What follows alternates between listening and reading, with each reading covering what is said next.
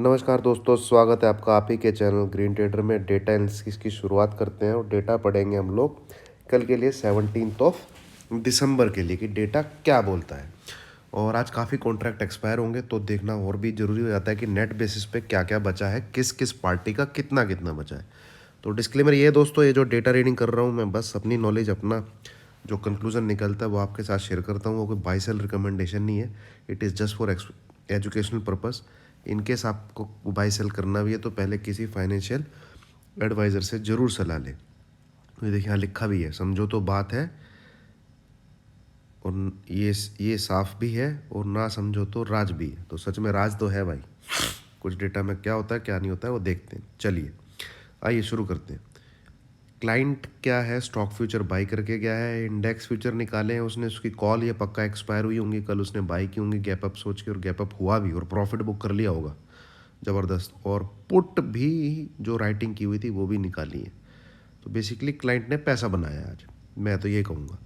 वहीं आते हैं एफ की तरफ से, स्टॉक फ्यूचर फिर निकाले हैं इन्होंने, इंडेक्स फ्यूचर बाई किए हैं, कॉल बाई की है और पुट निकाली है। तो एफ का डेटा जो है थोड़ा सा बुलिश है, बट स्टॉक फ्यूचर जो निकाल रहे हैं लगातार, तो उस वजह से मैं इन तीनों चीज़ों को इतना कोई वेटेज नहीं देता हूँ, कॉल फ्यूचर और इंडेक्स पुट। प्रोज की बात करें तो इनका भी काफ़ी कॉन्ट्रैक्ट एक्सपायर हुए होंगे, तो ये सब एक्सपायरी का ही डेटा है। तो नेट बेसिस में जो बचता है हम उसको एक बार जानने की कोशिश करते हैं। आइए, ये आ गया आपका नेट बेसिस का डेटा। इसमें क्या है, क्लाइंट थोड़े कम हुए हैं, एफआई ने अपनी बढ़ाई है, बाकी जो पार्टी जहाँ बैठी थी वो वहीं बैठी है। तो ये डेटा मैं इसको बोलूँगा न्यूट्रल, इसको कहा जाएगा न्यूट्रल। कल थोड़ा बहुत बायस बियरिश था बट आज ये न्यूट्रल हो गया है। क्यों? क्योंकि एफआईज ने पोजीशन बढ़ाई है, क्लाइंट ने घटाई है। और बट नेट बेसिस में क्लाइंट की ज़्यादा है, एफआईज की कम है। तो अब ये डेटा न्यूट्रल हो गया, पहले थोड़ा बायस टू बियरिश था। कॉल की तरफ आ जाइए। कॉल की तरफ क्या हुआ है कि ये सारे के सारे एक्सपायर हो गए। कॉन्ट्रैक्ट जो कल क्रिएट गए थे सिर्फ 17,000 बचे। वहीं एफआईज ने 66 तक थे, फिर 109 हुए और फिर आज 118 हो गए। तो ये डेटा तो है भाई तेज, यहाँ से तो बुलिश है। कॉल का डेटा तेज है, इसमें कोई शक नहीं। आते हैं पुट साइड के डेटा की तरफ। ये फिर बेयरिश गए थे और कुछ इसमें काफ़ी एक्सपायर हुआ तो बचा -395, बट इस स्टिल ये डेंजर साइन है। और FI 307 30324 पे अभी भी खड़ा हुआ है। तो ये डेटा है बेयरिश, और ये डेटा को मैं ज़्यादा वेटेज देता हूँ कॉल वाले डेटा से, क्योंकि वॉल्यूम इधर बहुत है एंड इधर बिग मनी जो है, बड़े जो लोग हैं वो इधर एक साथ हैं। ठीक है, इधर फिर भी अलग अलग है। ये देखिए इधर फिर भी लड़ाई हो जाएगी, क्योंकि प्रोज राइट कॉल राइट करके बैठे हैं, एफआईज कॉल बाई करके बैठे। यहाँ पे सारे एक साथ हैं और वॉल्यूम बहुत है इधर। 3,24,000 कॉन्ट्रैक्ट एफआईज पुट के बाई करके बैठे। और जो मुर्गे होते हैं जिनकी पैसों की ताकत कम होती है वो स्टिल 395 लाख कॉन्ट्रैक्ट राइट करके बैठे हैं पुट के।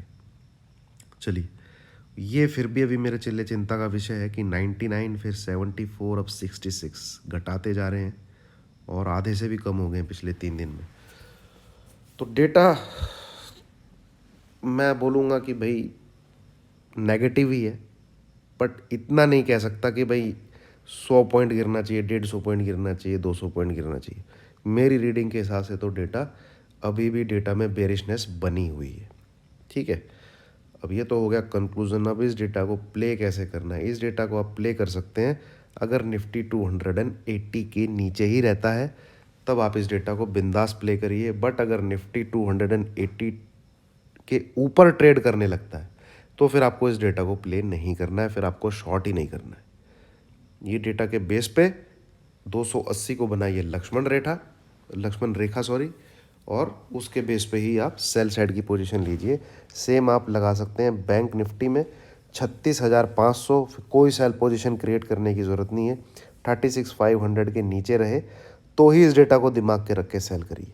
ठीक है, और डेटा को इतना खास क्या कहते हैं बेरिश नहीं है, तो ज़्यादा लंबे भी टारगेट ना सोचें भाई 200 point 300 point, 100 point 125 point Nifty में मिल जाए नीचे की तरफ और 200-250 पॉइंट बैंक निफ्टी में मिल जाए, काफ़ी है, प्रॉफिट बुक करिए। चलिए, थैंक यू वेरी मच।